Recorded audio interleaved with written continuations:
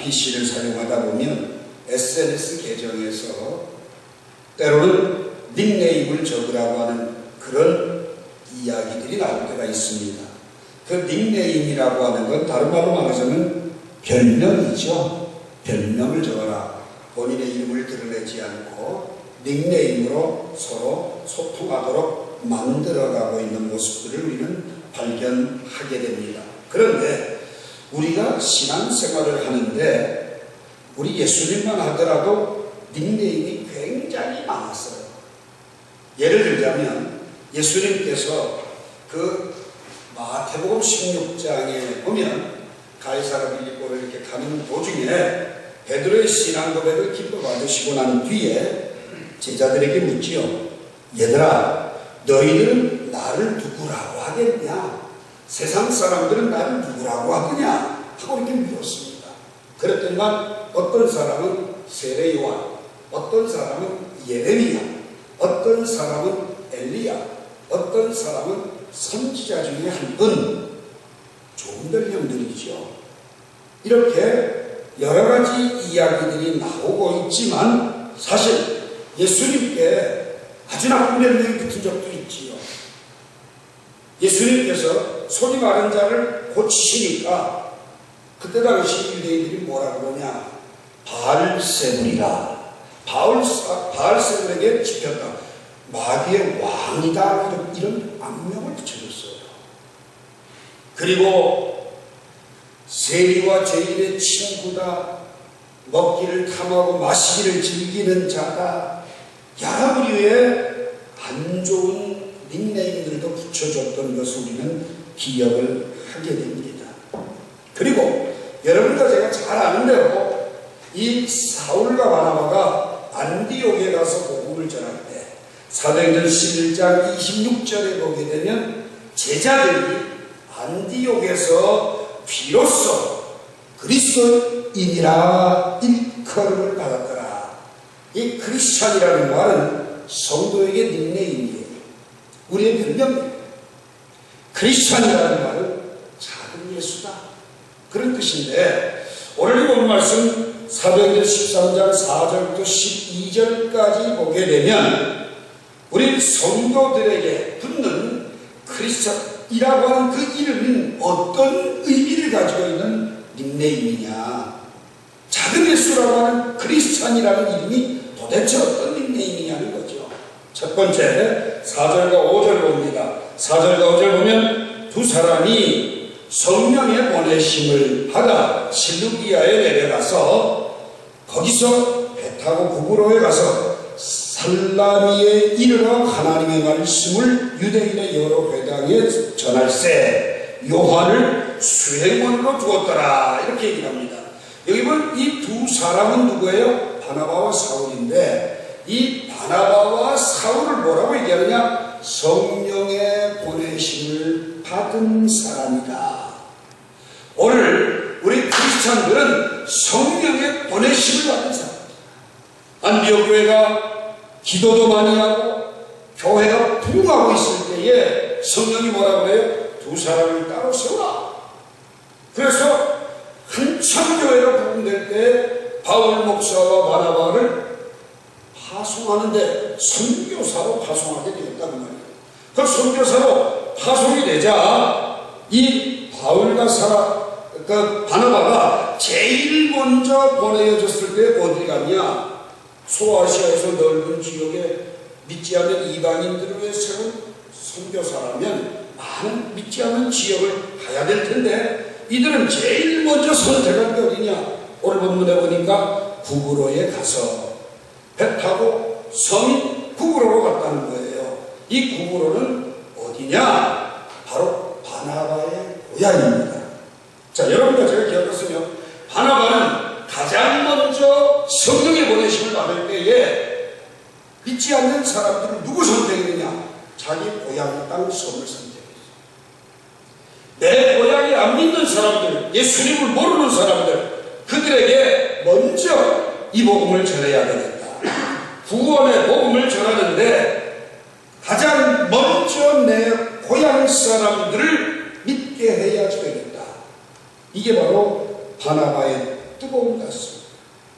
오늘 여러분과 제가 주일날 주님의 전에 나와 예배합니다. 그리고 돌아가서는 예배 마쳐서 쉬어 푹 쉬어 이게 아니고 나랑 가장 가까운 사람에게 주의 구원의 복음을 알리고 전하는 것, 이게 바로 우리가 성령의 보냄을 받은 자예요.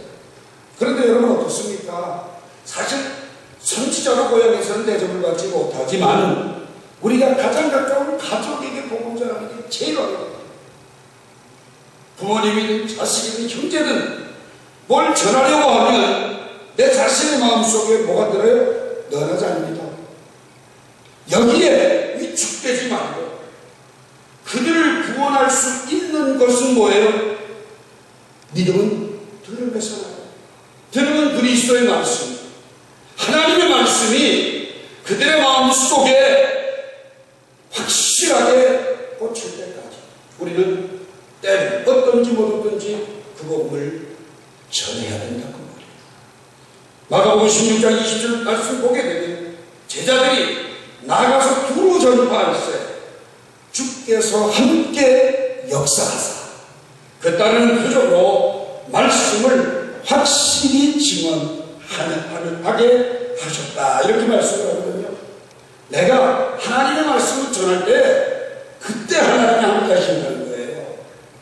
내가 친구하고 있으니까 하나님이 함께 하는지 안 하는지 모르는 거예요. 아무도. 오늘 우리는 하나님이 나와 언제 함께 하시느냐, 나를 보내신다가 나와 함께 하는 순간이 뭐냐, 내가 입술을 열어 내 가족들에게 복음 전할 때예요. 주 예수를 믿으라, 그리하면 너와 내 집이 구원을 얻으리라는 그 말씀이 힘있게 역사되어질 때까지 우리는 그 사명을 다 감당할 수 있기를 축복합니다. 사도행전 8장에 보게 되면 예루살렘 교회에 빌립이라고 하는 제자가 있었어요. 빌립 집사라고도 하죠. 그런데 이 빌립은 사마리아에 가서 복음을 전하는데 크게 성공을 거뒀어요. 가만히 거기 있으면 얼마나 편하겠어요. 그런데 성령이 가사로 가는 광야길로 가라는 거예요. 아니, 지금 편안하게 복음 전하고 부흥하고 있는데 광야길을 나가려니 얼마나 여러분 어렵겠습니까? 쉽지 않죠. 그런데 광야길로 가사로 가다 보니까 웬 마차 하나가 지나가는데 이디오피아 여왕의 국고를 맡은 간닥의 여왕의 국고를 맡은 메시안 사람이 마차를 타고 지나가는 거예요. 근데 성령이 사도행전 8장 29절에 보면 가까이 가라, 가까이 가라, 가까이 갔어요. 가서 보니까 그 내시는 성경을 펼치고 있는 거예요. 그때 당신은 지금 그 말씀을 알고 있느냐, 이해를 하느냐, 모르는 거예요. 그때 빌립은 그 국보를 맡은 내시에게 복음을 전했죠. 나의 죄 때문에 십자가에 못 박혀 돌아가시고 나의 부활을 위해서 사흘 만에 부활하신 예수 그리스도가 나의 주인이라고 한다면 나 여기서 예수님 믿겠습니다, 고백을 하는 거예요. 여기 내가에 문이 있으니 세례를 주십시오. 내가 어찌 세례 주는 것을 금하겠느냐고 빌립 집사는 그 메시에게 세례를 줬어요. 그래서 이 이디오피아의 유대교도였던 그들을 기독교인으로 개종시키는 역사, 놀라웠게도 일어나서 그때부터 이디오피아의 콥틱 교회가 세워지게 되었다. 여러분, 아프리카에서 유일하게 기독교 국가는 이디오피아입니다. 이 콥틱 교회에 교인들이 수십만 명이라고. 오늘 이 시간 여러분, 빌립 집사가 성령이 가라, 가까이 해라, 올라타라, 복음을 전해라, 성경을 풀어줘라, 그 명령에 보냄을 받고 순종했더니 한 나라가 변화되는 놀라운 역사가 있다. 오늘 여러분의 주일날 주님 전에 나가 예배합니다. 이 예배하고 나아갈 때는 성령이 여러분을 보내시는데, 성령이 여러분 보내시는데 여러분 입을 꾹 다물고 침 갖고 있으면 안 돼요.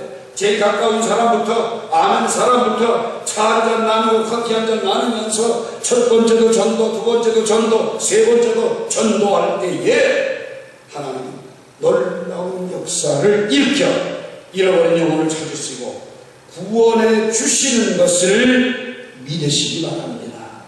두 번째로 6절 말씀 봅시다. 6절 말씀 보면 온 섬 가운데로 지나서 바보에 이르러 다 예수라 하는 유대인 거짓 선지자인 마술사를 만나니 그가 총독 서기오 바울과 함께 있으니 서기오 바울은 지혜 있는 사람이라. 바나바와 사울을 불러 하나님의 말씀을 듣고자 하더라. 이 마술사 엘루마는 이름을 번역하면 마술사라.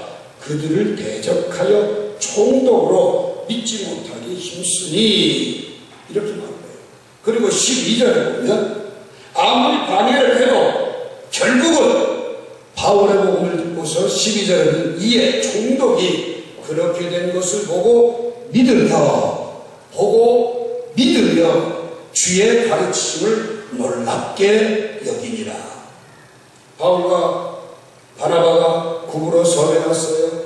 지중해 가운데 있는 섬이에요. 로마의 식민지예요. 로마 황제가 파송한 총독이 그 섬에 있었어요. 그 총독의 이름은 서기오 바울이에요. 근데 바울과 바나바가 함께 총독을 찾아갑니다. 그런데 그 총독 측근에 엘루마라고 하는 사람이 있어요. 이 엘루마는 뭐예요? 마술사다. 총독 바로 옆에 있는데 이 사람의 유대인의 이름은 뭐냐? 바예수. 바는 뭐예요? 아들이에요. 예수의 아들이에요.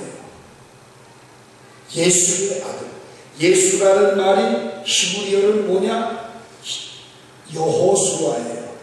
그러니까 히브리어로 여호수아가 헬라어로는 예수예요. 같은 말. 하나님의 아들, 예수의 아들, 이런 이름을 가진 사람이 여러분 뭐예요? 지금 보니까 이 사람은 마술사였다. 마술사였는데 이 원문에 보게 되면 마고스라고 하는 단어인데 이 마술사, 마술을 부려서 그 총독 옆에서 온갖 혜택을 누리고 있었어요. 그런데 이 사람이 자꾸 바울과 바나바를 대적하면서 서기오 바울이 복음을 듣지 못하도록 방해를 하니까 여러분 사울이 거기에서 뭐라고 얘기를 합니까? 10절 모든 거짓과 악행이 가득한 자는 마귀의 자식이요 모든 의의 원수요 주의 많은 길을 굽게 하기를 그치지 아니하겠느냐 이러면서 뭐라 내 위에 주의 손이 있으니 맹인이에요 얼마 동안 해를 보지 못하리라. 그 순간 이 바예수는 앞이 안 보이니까 더듬더듬거리고 사람을 찾는 놀라운 기적의 현장을 목도하게 됩니다. 그리고 나서는 그걸 보고서 서기오 바울은 예수를 믿게 되었다. 자, 그런데 중요한 건 오늘 두 번째로 크리스찬들의 닉네임이 뭐냐? 7절 보세요. 그가 총독 서기오 바울과 함께 있으니 서기오 바울은 어떤 사람이라? 지혜 있는 사람이에요. 지혜 있는 사람. 이게 크리스찬들이에요. 크리스찬들은 지혜 있는 사람이에요. 왜? 잠언 1장 9절에 보면 여호와를 경외하는 게 지혜의 근본이요 지식의 근본. 또 여러분과 제가 기억하세요. 야고보서 1장 5절 너희 중에 누구든지 지혜가 부족하거든 꾸짖지 아니하시고 후히 주시는 하나님께 구하라. 그리하면 주시리라는 게 약속하잖아요. 그래 우리 크리스찬들은 세상 지식은 모자라도 뭐가 있다? 지혜가 있는 사람이다. 여러분 인생은요 지식으로 사는 것 같지만 아무리 지식을 가져도 박사학위를 가져도 잘못 사는 사람들이 얼마나 많아. 세상은 돈 많은 사람이 잘 사는 것 같지만 돈 많은 사람들이 곁길로 가고 불쌍한 경우들이 얼마나 많아. 세상은 누가 세상을 바르게 살아가고 바르게 이끌어가느냐? 지혜 있는 사람. 여러분의 가정에 여러분이 지혜 있는 사람만 되면 가정도 살리고 나라도 살리고 지금 우리가 살아가는 세상이 왜 이렇게 혼돈하고 어렵냐? 지혜 있는 사람이 없어서. 지혜는 어디서 와요? 말씀으로부터 와요. 그러니까 우리는 열심히 하나님의 말씀을 읽고 듣고 그 가운데 기록된 걸 지키는 요한계시록 1장 3절의 말씀과 같은 삶을 살아가야지 된다. 오늘 여러분과 제가 이 세상을 살면서 하나님을 알아가는 게 왜 중요하냐? 하나님을 알 때에 내게 지혜가 온다. 요한복음 10장 3절에 영생은 곧 유일하신 참 하나님과 그의 보내신 예수 그리스도를 아는 것이다. 영생이 어디서부터 오느냐? 하나님을 알 때 온다. 그 안다는 말이 뭐냐? 얼굴만 보고 아는 게 아니라 직접 겪어보고 체험을 통해서 그때 하나님의 지혜가 우리 안에 부어주신다고 하는 거예요. 오늘 우리가 기억해야 될 것은요, 세상 어떤 것 가지고도 바뀌고 변화되지 않아요. 그러나 하나님을 깊이 알아갈 때, 하나님을 알기를 힘쓸 때, 호세아 6장 3절의 말씀처럼 여호와를 알자, 힘써 여호와를 알자. 이렇게 하나님을 힘써 아는 사람이 되게 될 때에 하나님은 우리에게 지혜를 주시고 그 지혜 있는 자들을 사용하시는 놀라운 역사가 나타나게 되는 것을 믿으시기 바랍니다. 여러분, 하나님에 대해서 알려고 하지도 않고 성경을 읽지도 않고 가까이 오물단지를 놓고도 그 성경을 내팽개쳐 버리는 사람은 망하는 길로 갈 수가 없습니다. 복 있는 사람은 악인의 길을 쫓지 않고 오만한 자의 길에 서지 아니하고 죄인의 길에 서지 아니하지요. 그뿐만 아니라 오직 여호와의 율법을 주야로 묵상하는 자입니다. 하나님의 말씀을 주야로 묵상하는 사람만 지혜를 갖게 됩니다. 왜 크리스찬들이 앞서갈 수밖에 없느냐? 하나님이 지혜를 주시기 때문입니다. 지혜를 얻게 되면 어떤 일을 하더라도 어디에 있더라도 그의 나라와 그의 의를 위해서 영광을 돌리고 쓰임받는 믿음의 사람이 되는 것을 믿으시기 바랍니다. 마지막 세 번째로 오늘 보면 9절부터 11절 봅시다. 바울이라고 하는 사울이 성령이 충만하여 그를 주목하고 이르되 모든 거짓과 악계에 가득한 자여 마귀의 자식이여 모든 의의 원수여 주의 가는 길을 굳게 하기를 그치지 아니하겠느냐. 보라 이제 주의 손이 내 위에 있으니 내가 맹인이니 얼마 동안 해를 보지 못하리라니 즉시 안개와 어둠이 그를 덮어 인도할 사람을 또 구하는지라. 이에 총독이 그렇게 된 것을 보고 믿으며 주의 가르침을 놀랍게 여기니라. 여기서 보면 바울을 뭐라 하냐? 성령이 충만한 자. 세 번째로 크리스찬의 닉네임이 뭐예요? 성령 충만한 사람. 에베소 5장 18절에 술 취하지 말라는 망탕한 것이 오직 성령의 충만을 받으라. 성령은 고린도전서 12장 3절에 우리가 예수 그리스도를 나의 구주와 주님으로 고백하는 순간 성령은 내 마음에 오셨어요. 내게 임재하셨어요. 그렇지만 그 성령이 임재했다고 성령 충만한 건 아니에요. 성령 충만하려면 어떤 모습이어야 되느냐라고 하는 거죠. 여러분이 내가 성령 충만하냐 안 하냐 딱 몇 가지로 구분할 수 있어요. 에베소 5장 19절 20절 21절 말씀을 보게 되면 원망과 불평과 짜증이 날 때는 성령이 충만하지 못합니다. 감사가 나오고 기쁨이 나오고 하나님 앞에 찬양이 나오면 성령 충만한 거예요. 여러분 그렇잖아요. 핸들을 잡고 운전하다가도 어떤 날 세상 노래가 흥얼흥얼 나와. 이건 뭐예요? 성령 충만하지 못하는 사람입니다. 성령 충만하면 찬양이 나오고 기도가 나오고 감사가 나오고 기쁨이 나오고 능력이 임하게 돼요. 또 한 가지 중요한 건 성령 충만하면 나도 모르게 내 입에서 예수가 자라는 거예요. 예수가 터져나와. 사도행전 8절에 오직 성령이 너희에게 임하시면 너희가 권능을 받고 예루살렘과 온 유대와 사마리아와 땅끝까지 이르러 내 증인이 되리라. 성령 충만하면요 복음이 나와. 그 복음이 나오면 주님이 함께 하시고 그 말씀을 책임져 주신다는 말이에요. 그러니까 우리는 담대하게 전하는 도구, 스피커만 되면 되는 거예요. 전하는 도구만 되면 돼요.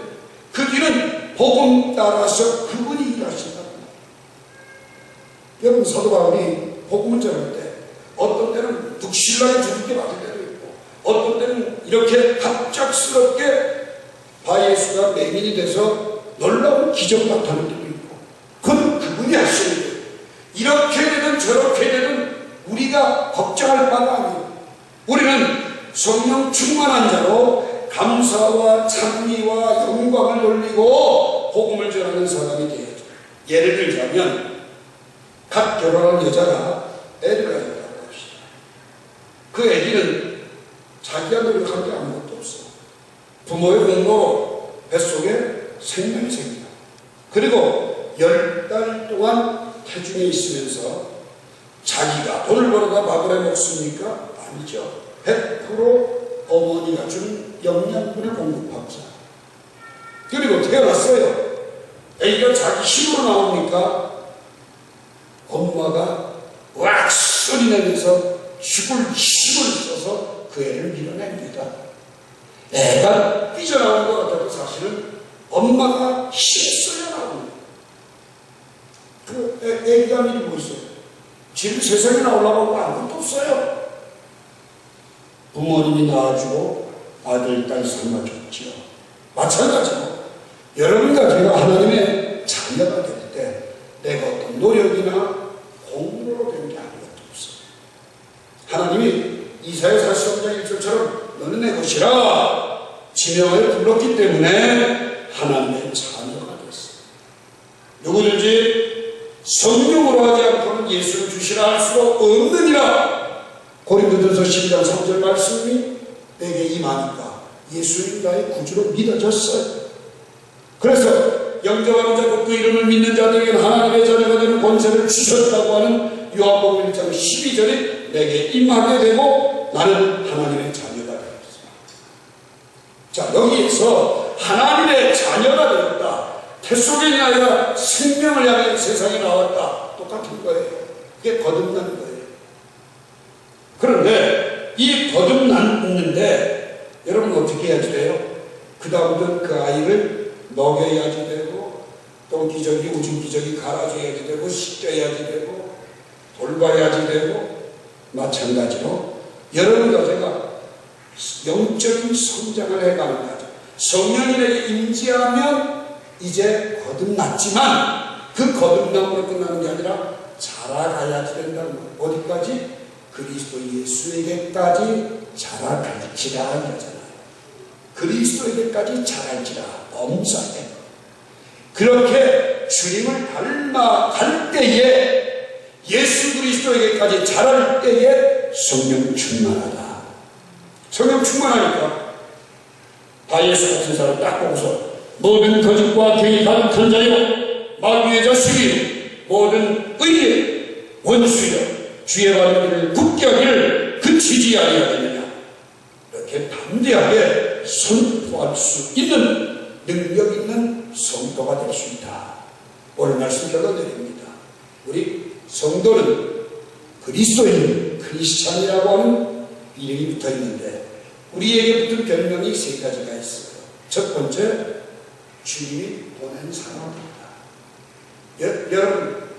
여러분들이 어렸을 때 혹 있었는지 몰라요. 국민교육원장이라는 게. 저희는 학창시절에 매일 학교 가면 제일 먼저 외우는 게 국민교육원장이에요. 나는 민족주의의 역사를 사명을 띠고 이 땅에 태어났다. 지금도 아니잖아요. 몇십 년이지만. 근데 그 말이 어디서 나냐? 성경에서. 여러분과 저는 하나님께서 주신 사명을 가지고 이 땅에 보냄을 받은 자들. 사명이 없는 사람이 하나도 없어. 그 별명을 감당하라고 합니다. 두 번째, 오늘 본문에 보니까 여러분과 제게 주신 별명은 뭐냐? 지혜 있는 사람이다. 여호와를 경외하면 지혜가 생긴다. 또 부족하면 꾸짖지 않고 후회주시는 하나님께 기도하면 지혜를 주신다. 지혜 있는 자가 되자. 세 번째, 성령 충만한 사람이 되자. 이 별명이 여러분에게 늘 붙어서 모든 사람들이 여러분을 보고 저 사람은 하나님이 함께하는 사람이야. 요셉처럼 인정받고 바울처럼 전파하여서 하나님을 드러내는 믿음의 역사를 이루게 되기를 주님의 이름으로 축복합니다. 기도합시다. 하나님 감사합니다.